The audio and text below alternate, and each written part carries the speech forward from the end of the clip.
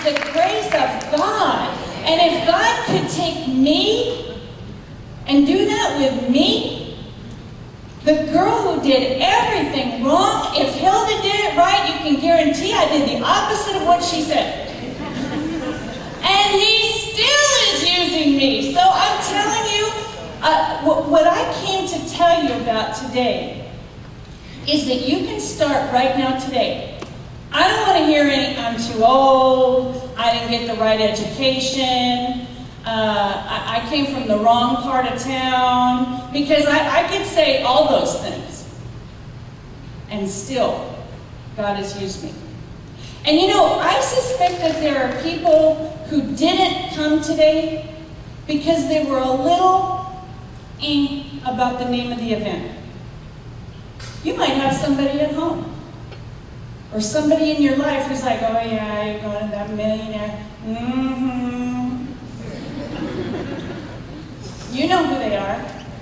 But let me tell you something. What I have found, I was very, very, very uncomfortable when I started making money. When I began to be blessed financially, I was giving it away faster than I knew what to do because I wasn't comfortable having it.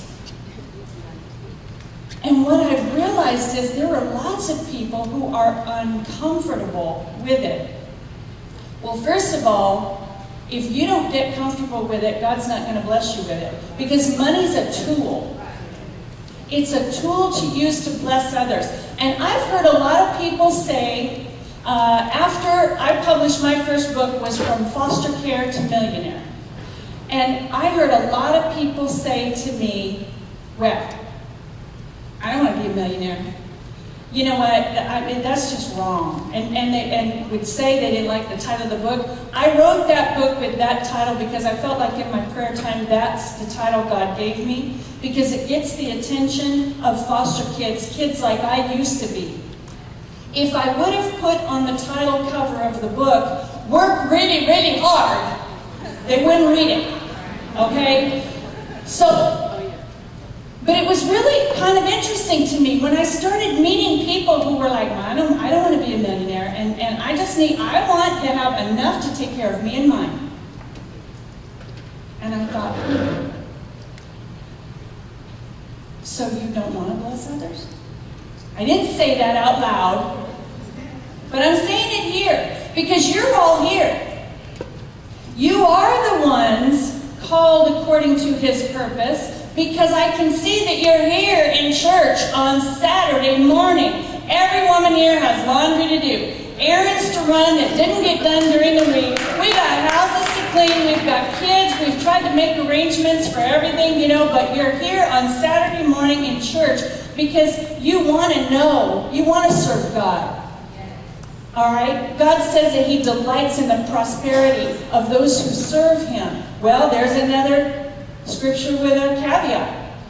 Those who serve Him. I've noticed that when I'm on my couch laying there eating potato chips, God doesn't make a deposit in my account.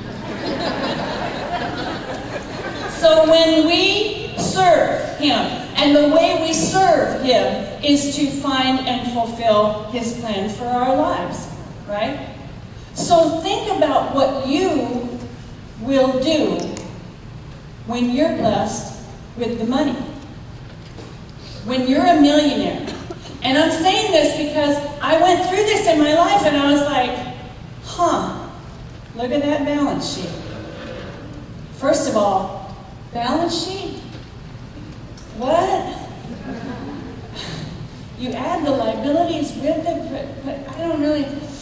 All right, it says $1 million on the bottom. And I thought, what in the world? Now I have to figure this out. Well, I'm asking you to visualize it before you get there, because Jesus said in Mark 11:24, I think it is, that whatever we ask the Father in His name and believe that we receive, we will have. Well, if you can't see that balance sheet, are you going to really have it? No.